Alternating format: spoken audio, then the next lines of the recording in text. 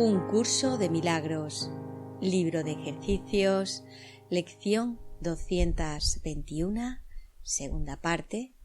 ¿Qué es el perdón? 1. El perdón reconoce que lo que pensaste que tu hermano te había hecho en realidad nunca ocurrió. El perdón no perdona pecados, otorgándoles así realidad. Simplemente ve que no hubo pecado y desde este punto de vista todos tus pecados quedan perdonados. ¿Qué es el pecado sino una idea falsa acerca del Hijo de Dios? El perdón ve simplemente la falsedad de dicha idea y por lo tanto la descarta. Lo que entonces queda libre para ocupar su lugar es la voluntad de Dios. 2. Un pensamiento que no perdona es aquel que emite un juicio que no pone en duda a pesar de que es falso. La mente se ha cerrado y no puede liberarse. Dicho pensamiento protege la proyección, apretando aún más sus cadenas de manera que las distorsiones resulten más sutiles y turbias, menos susceptibles de ser puestas en duda y más alejadas de la razón, que puede interponerse entre una proyección fija y el objetivo que ésta ha elegido como su deseada meta. 3. Un pensamiento que no perdona hace muchas cosas, persigue su objetivo frenéticamente, retorciendo y volcando todo aquello que cree que se interpone en su camino. Su propósito es distorsionar, lo cual es también el medio por el que procura alcanzar ese propósito. Se dedica con furia a arrasar la realidad, sin ningún miramiento por nada que parezca contradecir su punto de vista. 4. El perdón, en cambio, es tranquilo y sosegado, y no hace nada. No ofende ningún aspecto de la realidad, ni busca tergiversarla para que adquiera apariencias que a él le gusten. Simplemente observa, espera y no juzga.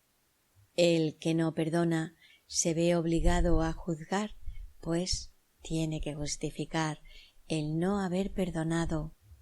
Pero aquel que ha de perdonarse a sí mismo debe aprender a darle la bienvenida a la verdad exactamente como ésta es. 5. No hagas nada, pues, y deja que el perdón te muestre lo que debes hacer a través de aquel que es tu guía, tu salvador y protector, quien, lleno de esperanza, estás seguro de que finalmente triunfarás. Él ya te ha perdonado, pues esa es la función que Dios le encomendó.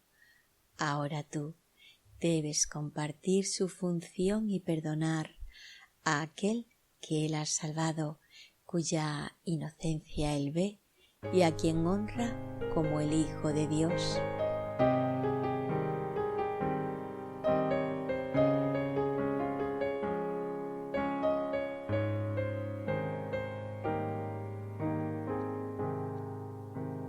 Lección 221, segunda parte, ¿qué es el perdón? Y está comentada por Ken Wapnick. Comenzamos la parte segunda con el primero de una serie de 14 resúmenes que encapsulan el sistema de pensamiento de un curso de milagros. Su tema es el perdón, el tema más importante del curso. Los párrafos 1, 4 y 5 describen qué es el perdón de las ilusiones, y los párrafos 2 y 3 resumen lo que no lo es, pensamientos que no perdonan la culpabilidad. Así comienzo en el párrafo 1. El perdón reconoce que lo que pensaste que tu hermano te había hecho en realidad nunca ocurrió. El perdón no perdona pecados, otorgándoles así realidad. Simplemente ve que no hubo pecado y desde este punto de vista todos tus pecados quedan perdonados. Ken comenta, esta es una de las formas más significativas en que un curso de milagros se aparta de otras espiritualidades, muchas de las cuales enfatizan de manera similar la importancia del perdón. En el curso Jesús explica que perdonamos a nuestros hermanos por lo que ellos no han hecho. Repito, muy importante dejarlo claro. Perdonamos a nuestros hermanos por lo que ellos no han hecho. Y paso a leer un breve pasaje del capítulo 30, sección 4. Qué paradójica es la salvación. Lo único que te pide es que perdones todas las cosas que nadie jamás hizo, que pases por alto lo que no existe y que no veas lo ilusorio como si fuese real. Continúa Ken, puesto que no hay ningún mundo y todos los que parecen estar en él no son más que una figura del sueño, no hay nadie para hacer nada. Esto, en última instancia, significa que nos perdonamos a nosotros mismos por lo que no hemos hecho. Simplemente creemos que nos separamos de Dios y destruimos su reino. En verdad no pasó nada y por lo tanto no hay nada que perdonar. En el nivel práctico de nuestra experiencia diaria, olvidando por el momento que esto es una ilusión y ni siquiera estamos aquí, el perdón significa que no me has quitado la paz de Dios. Mi inquietud proviene de la idea de que lo has hecho por tus palabras o acciones. Por eso te perdono por lo que no has hecho, porque el único que me ha quitado la paz de Dios soy yo. Continúo en el párrafo 1. ¿Qué es el pecado sino una idea falsa acerca del Hijo de Dios?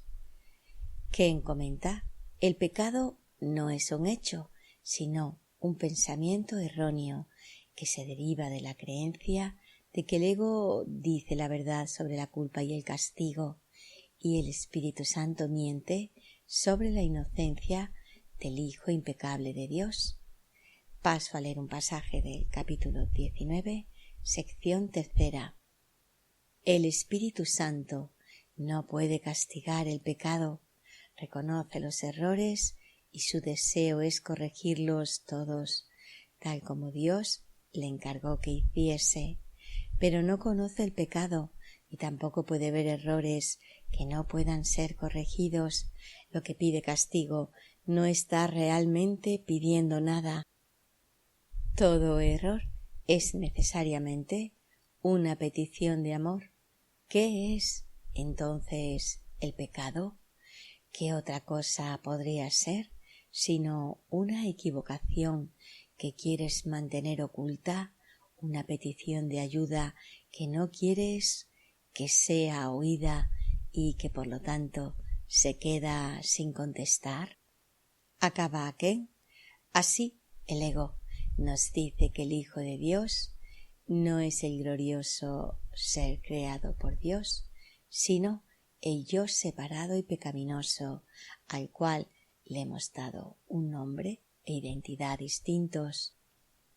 Continúo en el párrafo 1. El perdón ve simplemente la falsedad de dicha idea y por lo tanto la descarta.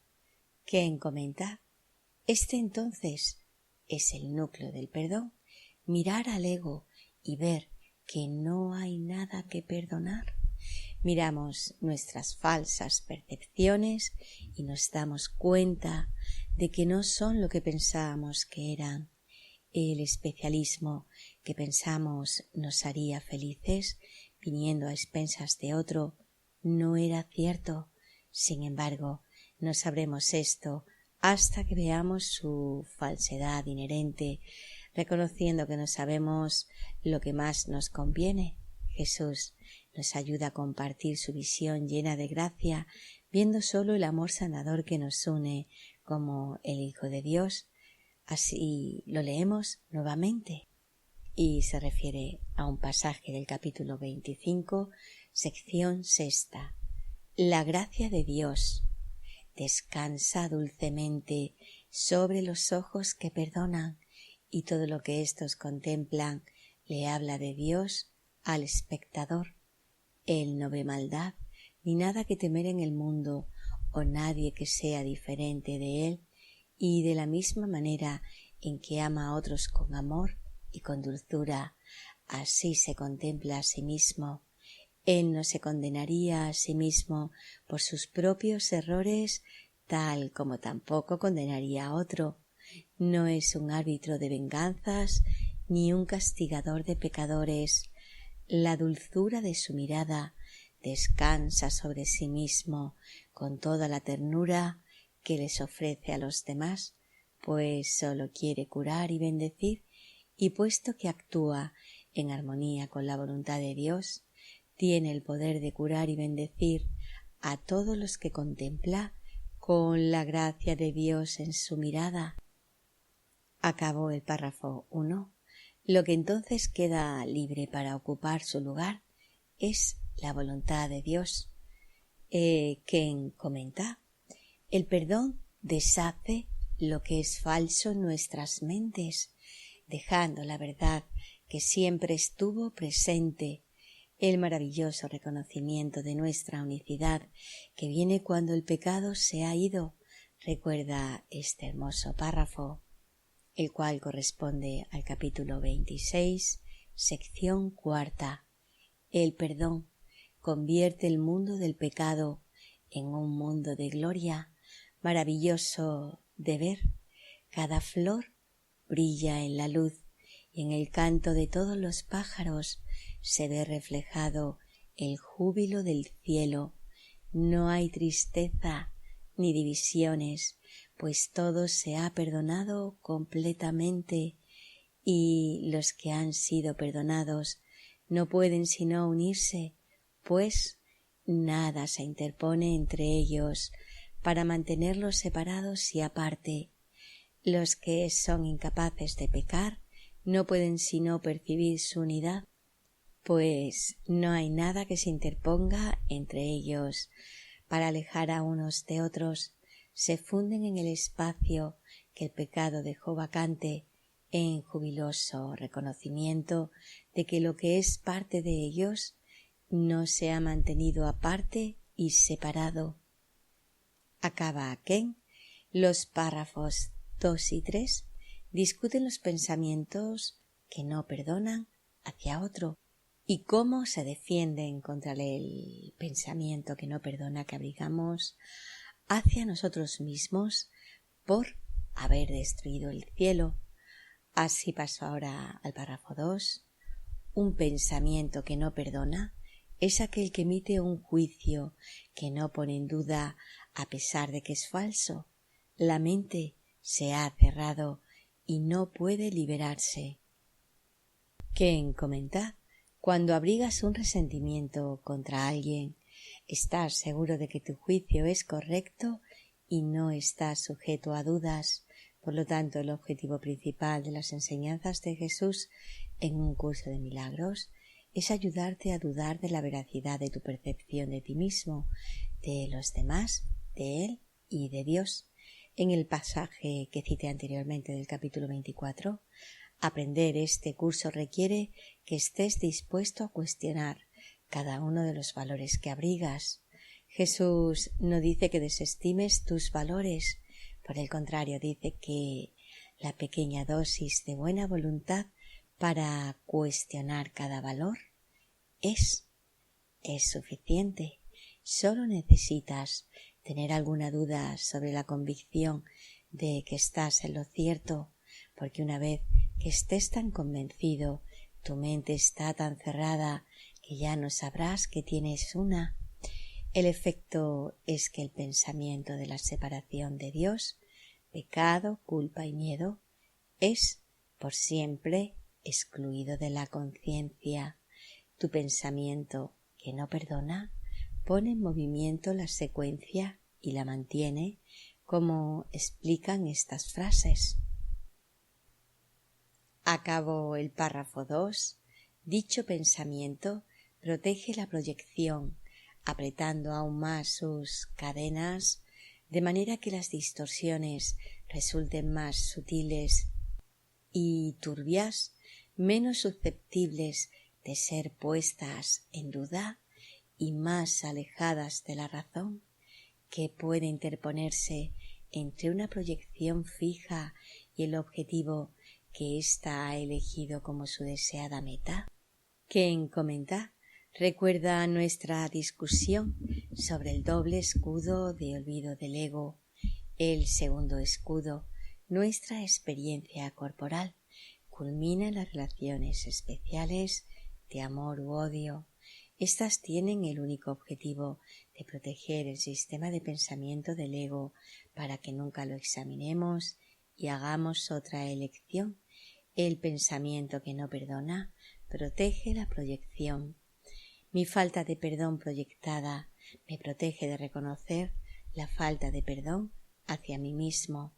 En otras palabras, mi problema es la culpa que no quiero mirar, pero que niego, proyecto y veo en ti, seguro de que mis percepciones de tu pecado son correctas. Las cadenas de mi mente son, por lo tanto, apretadas, dejándola aún más aprisionada. Por lo tanto, nunca puedo acceder a ella y las distorsiones corporales se vuelven cada vez más sutiles y turbias a medida que me alejo aún más de la razón, de mentalidad recta del Espíritu Santo. Ahora nada puede venir a interponerse entre mi ira y el objetivo subyacente del ego de perpetuar su sistema de pensamiento de culpa y ataque, que puede interponerse, como dice, entre una proyección fija y el objetivo que ésta ha elegido como su deseada meta. Y paso a leer 3 pasajes. El primero corresponde al capítulo 6, a la introducción, sección 1. Dice así: la ira siempre entraña la proyección de la separación, lo cual tenemos que aceptar en última instancia como nuestra propia responsabilidad en vez de culpar a otros por ello. El siguiente corresponde al capítulo 6, sección 2. La proyección, sin embargo, siempre te hará daño. La proyección refuerza tu creencia de que tu propia mente está dividida, creencia esta cuyo único propósito es mantener vigente la separación. Y el último pertenece al capítulo 15, sección 7. Cada vez que te enfadas, puedes estar seguro de que has entablado una relación especial que el ego ha bendecido, entrecomilladamente, pues la ira es su bendición. La ira no es más que un intento de hacer que otro se sienta culpable, y este intento constituye la única base que el ego acepta para las relaciones especiales. Y acabo este párrafo con la siguiente anotación de Ken. Y ahora el objetivo del ego.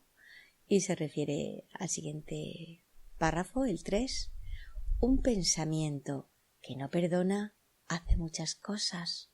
Persigue su objetivo frenéticamente, retorciendo y volcando todo aquello que cree que se interpone en su camino. Ken comenta: en contraste con el perdón, que no hace nada, la falta de perdón hace todo frenéticamente, porque debe preservar la individualidad del ego. La imagen retratada aquí es de un ser frenético en nuestro interior, nosotros mismos, que intenta furiosamente proteger su identidad.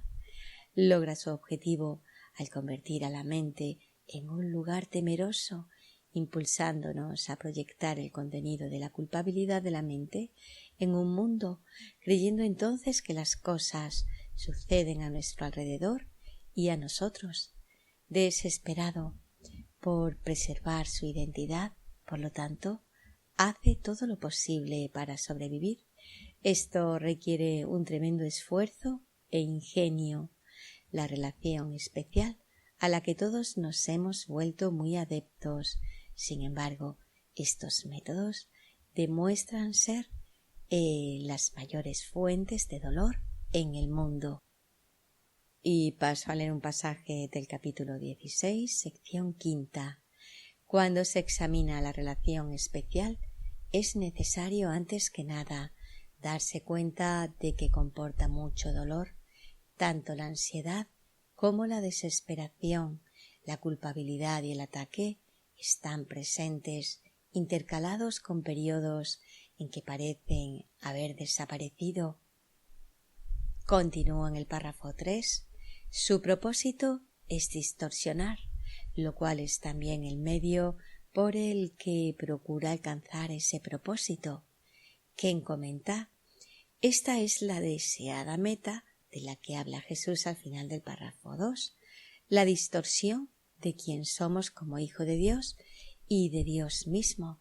Primero el ego distorsiona la realidad y luego elige los medios por los cuales esta distorsión será protegida, haciendo que un mundo de relaciones se vea fuera de la mente. De este modo, sin misericordia, nos vemos obligados a pasar nuestras vidas intentando adaptarnos a los problemas de los cuerpos, físico, psicológico e interpersonal. Y paso a leer un pasaje del capítulo 20, sección 3. El mundo que ves no es sino un juicio con respecto a ti mismo. No existe en absoluto. Tus juicios, no obstante, le imponen una sentencia, la justifican y hacen que sea real. Ese es el mundo que ves, un juicio contra ti mismo que tú mismo has emitido. El ego protege celosamente esa imagen enfermiza de ti mismo, pues esa es su imagen y lo que él ama, y la proyecta sobre el mundo, y tú te ves obligado a adaptarte a ese mundo mientras sigas creyendo que esa imagen es algo externo a ti y que te tiene a su merced. Ese mundo es despiadado y si se encontrase fuera de ti, tendría ciertamente motivos para estar atemorizado, pero fuiste tú quien hizo que fuese inclemente, y si ahora esa inclemencia parece volverse contra ti, puede ser corregida. Continúo en el párrafo 3 y lo acabo aquí. Se dedica con furia a arrasar la realidad, sin ningún miramiento por nada que parezca contradecir su punto de vista. Quien comenta, esta es otra forma de definir el objetivo del ego, la distorsión, sino la destrucción de la realidad en el loco intento de aniquilar la identidad de Dios y su Hijo. Dado que las ideas no abandonan su fuente, la idea de un mundo separado lleno de cuerpos especiales no es más que un fragmento sombrío del pensamiento original. Existo solo a expensas de Dios.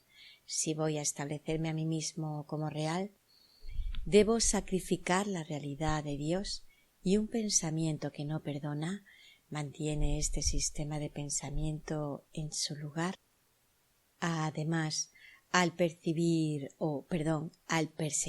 su objetivo, el ego no se preocupa por nada que se interponga en su camino, razón por la cual Jesús nos enseña que el objetivo del ego es el asesinato, como es el objetivo de todo especialismo.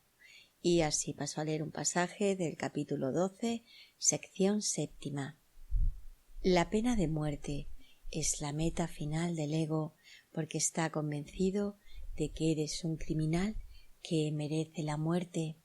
Tal como Dios sabe que eres merecedor de la vida, la pena de muerte nunca abandona la mente del ego, pues eso es lo que siempre tiene reservado para ti al final, deseando destruirte como expresión final de sus sentimientos hacia ti. Te deja vivir solo para que esperes la muerte. Te atormentará mientras vivas, pero su odio no quedará saciado hasta que mueras, pues tu destrucción es el único fin que anhela y el único fin que le dejará satisfecho. Continúa Ken en un pasaje sorprendentemente gráfico en el capítulo 24 ya citado. Jesús describe de manera similar este objetivo asesino del especialismo. Pertenece a la sección quinta, como hemos dicho, del capítulo 24.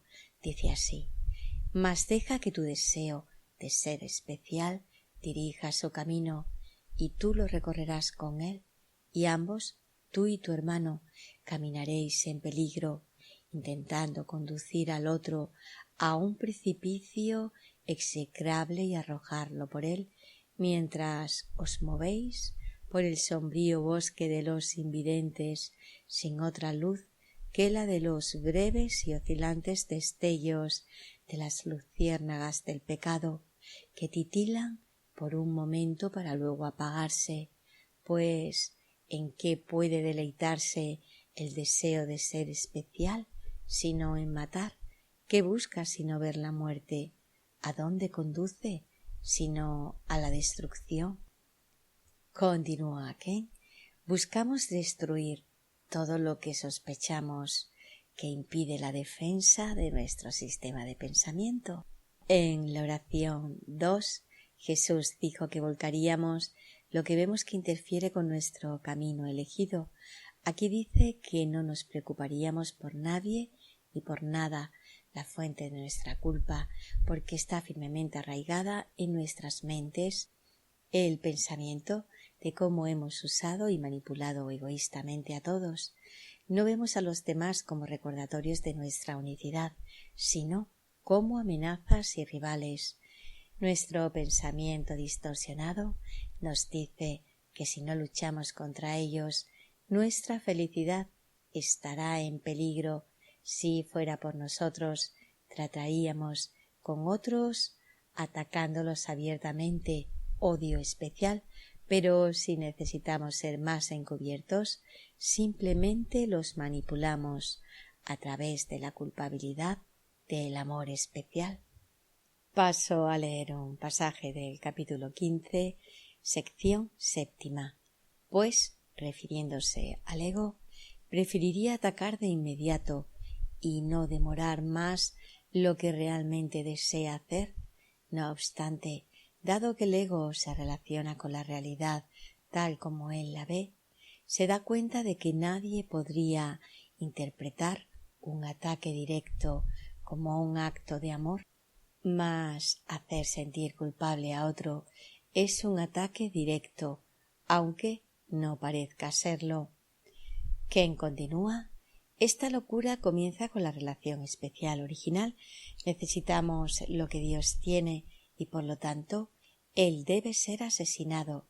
Las ideas no abandonan su fuente y como la idea de matar a Dios es la fuente, no podemos dejar de representar repetitivamente ese pensamiento en nuestras proyecciones, como recordamos aquí. Y se refiere a un pasaje del capítulo 16, sección quinta. Piensas que estás más a salvo dotando al pequeño yo que inventaste con el poder que le arrebataste a la verdad al vencerla y dejarla indefensa. Observa la precisión con que se ejecuta este rito en la relación especial. Se erige un altar entre dos personas separadas, en el que cada una intenta matar a su yo e instaurar en su cuerpo otro yo que deriva su poder de la muerte del otro. Este rito se repite una y otra vez. La relación especial debe reconocerse como lo que es, un rito absurdo en el que se extrae fuerza de la muerte de Dios y se transfiere a su asesino. Ken comenta: nuestra culpa no nos permite reconocer el especialismo como lo que es, y si no podemos ver lo que hacen nuestros cuerpos, ¿cómo podemos recordar alguna vez la decisión de la mente? Por lo tanto, necesitamos reconocer que la culpa sobre nuestras acciones es una defensa, otra parte de la estrategia del ego para evitar que fijemos nuestra mirada en nuestro comportamiento, revelando que no es más que una sombra de la culpabilidad de la mente por la separación. El propósito de mentalidad correcta del mundo, por lo tanto, es ser un aula de aprendizaje que me refleje lo que el ego hace en mi mente. Si soy culpable por mi comportamiento, mis relaciones especiales de manipulación y engaño, sería imposible pedirle ayuda a Jesús. Recuerda que la culpa es cegadora porque hace que sea imposible ver verdaderamente. Cuando me siento culpable y le pido al ego que me ayude a aliviar mi dolor mediante la proyección, esto no deshace la culpa de la mente, que es la verdadera causa del dolor. Sin embargo, pedir ayuda a Jesús significa deshacer la culpa en su origen. Me ayuda a ver de qué creo que soy culpable en el mundo y a ver esto como una sombra de la culpa secreta en mi mente. Solo entonces puedo ver tanto la culpa externa como la interna, viéndolas como una sola ilusión, lo que les permite desaparecer. Así los siguientes 2 párrafos explican este proceso de perdón y curación. Y paso ahora al párrafo 4. El perdón, en cambio, es tranquilo y sosegado y no hace nada. Ken comenta: lo anterior viene del comienzo del Salmo 46. Estad quietos y sabed que yo soy Dios. Estar quietos silencia los chillidos estridentes del ego. Y en las lecciones venideras veremos cuán a menudo Jesús habla de nuestra quietud. Por lo tanto, el perdón sosegadamente no hace nada, porque el hacer no proviene de la creación de Dios o de la corrección del Espíritu Santo, sino que se origina con la creencia del ego de que destruyó a Dios. Esto fue un hacer, entrecomilladamente, bastante pesado, exigiendo que tengamos que hacer como locos para protegernos de ser destruidos. Sin embargo, Jesús nos dice que no tenemos que hacer nada más que mirar sosegadamente con Él al hermano que buscamos condenar a nuestro pecado y culpa. Y así paso a leer un pasaje del capítulo 13, sección 10. Contempla al Hijo de Dios, observa su pureza y permanece muy quedo. Contempla serenamente su santidad y dale gracias a su Padre por el hecho de que la culpabilidad jamás haya dejado huella alguna en él. Contemplémosle juntos y amémosle, pues en tu amor por él radica tu inocencia, y sólo con que te contemples a ti mismo, la alegría y el aprecio que sentirás por lo que veas erradicará la culpabilidad para siempre. Acaba aquí. Para resumir, el perdón no hace nada, tampoco lo hace Jesús, el Espíritu Santo o nuestras mentes correctas. Ellos simplemente contemplan la falsedad y se dan cuenta de que no tuvo ningún efecto en la santidad del Hijo de Dios. Y así continúa en el párrafo 4.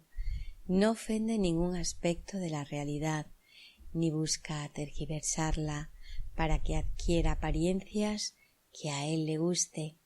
Simplemente observa, espera y no juzga. Ken comenta: Esa última frase es la esencia del perdón.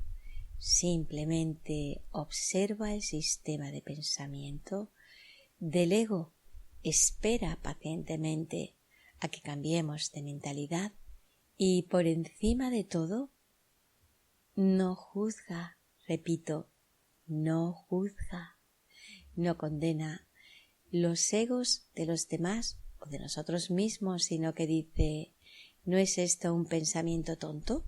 ¿No es esto un comportamiento tonto que viene de un pensamiento tonto? No malo, pecaminoso, malvado, solo tonto. Porque no nos dará lo que queremos, aunque insistamos en que funcionará cuando secretamente sepamos que no lo hará. El perdón, por lo tanto, es la simple mirada que deshace el pecado, mientras que el hecho de tomarlo en serio, dándole efectos que no tiene, solidifica su existencia en nuestras mentes. El perdón y el milagro son nombres diferentes para el mismo proceso de observar, sin juzgar el sueño de separación del ego, en el que fabricó un mundo a su propia semejanza de odio, ofendiendo así la realidad del amor. Y paso a leer un pasaje del capítulo 28, sección segunda. El milagro establece que estás teniendo un sueño y que su contenido no es real. Este es un paso crucial a la hora de lidiar con ilusiones. Nadie tiene miedo de ellas cuando se da cuenta de que fue él mismo quien las inventó. Lo que mantenía vivo al miedo era que él no veía que él mismo era el autor del sueño y no una de sus figuras. Él se causa a sí mismo lo que sueña que le causó a su hermano, y esto es todo lo que el sueño ha hecho y lo que le ha ofrecido para mostrarle que sus deseos se han cumplido, y así él teme su propio ataque, pero lo ve venir de la mano de otro. Como víctima que es, sufre por razón de los efectos del ataque, pero no por razón de su causa. No es el autor de su propio ataque y es inocente de lo que ha causado el milagro. No hace sino mostrarle que él no ha hecho nada. Continúo en el párrafo 4. El que no perdona se ve obligado a juzgar, pues tiene que justificar el no haber perdonado. Juzgar, ¿quién comenta? Juzgar en este pasaje es un sinónimo para el pensamiento que no perdona. Cuando no me he perdonado a mí mismo, protejo esta falta de perdón proyectando la culpa y no dejando que nadie más se libre de ella. Por lo tanto, veo mis pecados en ti y en lugar de deshacerlos en mí mismo, busco su deshacimiento castigándote a ti, el pecador. No deshago nada, sin embargo, porque en el fondo refuerzo el pecado en mi mente. De ahí mi intensa necesidad de juzgar, criticar y encontrar faltas. Recordemos este importante pasaje que expone implícitamente las mentiras del ego, que se disfrazan de santos mártires. En verdad, estos mártires solo condenan a otros a través de sus inocentes sufrimientos.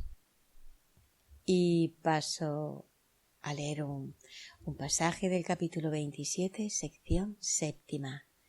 La necesidad de liberar al mundo de la condenación en la que se haya inmerso es algo que todos los que habitan en él comparten.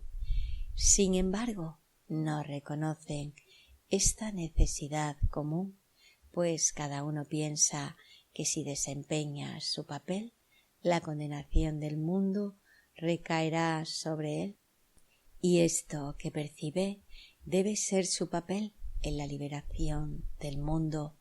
La venganza tiene que tener un blanco, de lo contrario, el cuchillo del vengador se encontraría en sus propias manos, apuntando hacia sí mismo, pues para poder ser la víctima de un ataque que él no eligió, tiene que ver el arma en las manos de otro, y así sufre por razón de las heridas que le infligió un cuchillo que él no estaba empuñando. Ese es el propósito del mundo que él ve, y desde este punto de vista el mundo provee de los medios por los que dicho propósito parece alcanzarse. Acaba Ken. Esta dinámica del mártir sirve como modelo para lo que todos hacemos.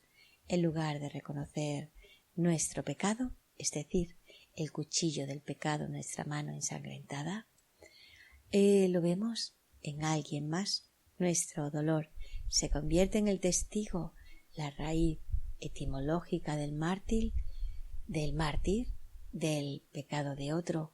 Así el mundo pecaminoso justifica nuestro pensamiento, que no perdona la cara del asesino detrás de la cara de la inocencia.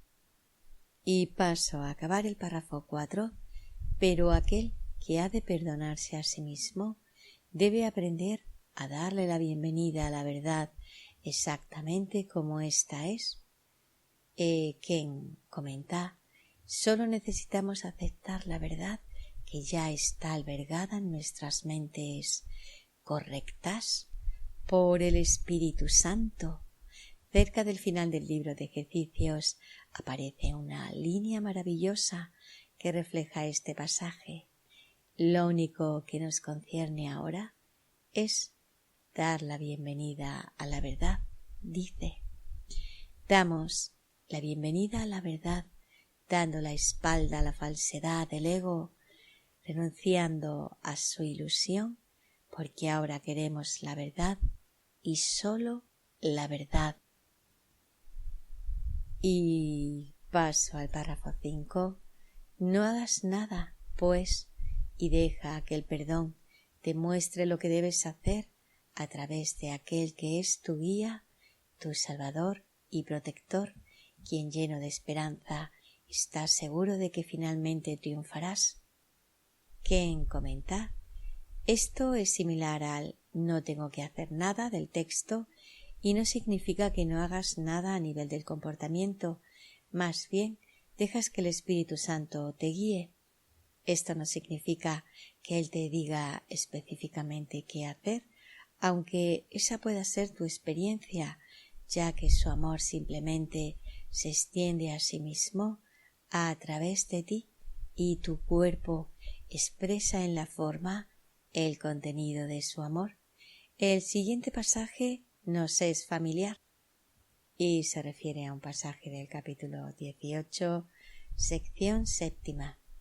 Hacer algo siempre involucra al cuerpo, y si reconoces que no tienes que hacer nada, habrás dejado de otorgarle valor al cuerpo en tu mente. No hacer nada es descansar y crear un lugar dentro de ti donde la actividad del cuerpo cesa de exigir tu atención. A ese lugar llega el Espíritu Santo y ahí mora. Este tranquilo centro en el que no haces nada permanecerá contigo, brindándote descanso en medio del ajetreo de cualquier actividad a la que se te envíe, pues desde este centro te enseñará a utilizar el cuerpo impecablemente. Y continúa en el párrafo 5. Él ya te ha perdonado, pues esa es la función que Dios le encomendó. Ahora tú debes compartir su función y perdonar a aquel que ha salvado, cuya inocencia él ve y a quien honra como el Hijo de Dios.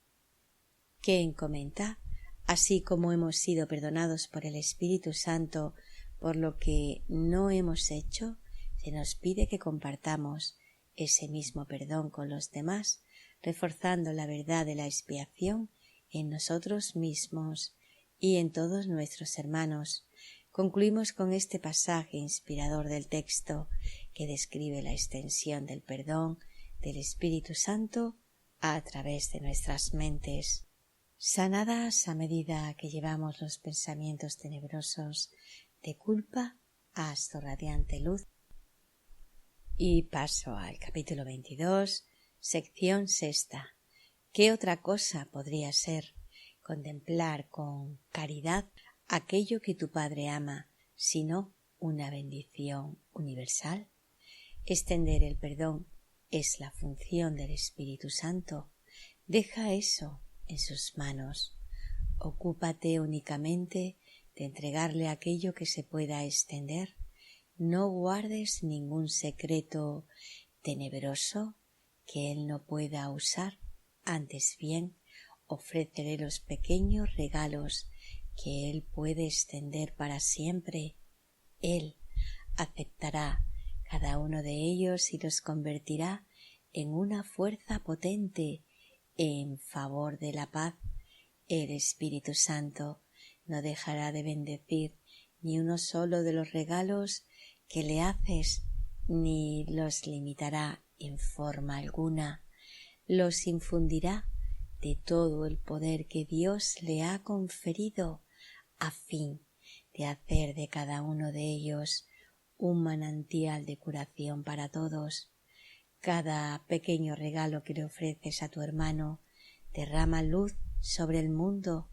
No te preocupes por las tinieblas, mira más allá de ellas y contempla a tu hermano, y deja que las tinieblas sean disipadas por aquel que conoce la luz y que tiernamente la deposita en cada una de las dulces sonrisas de fe y de confianza con que bendices a tu hermano.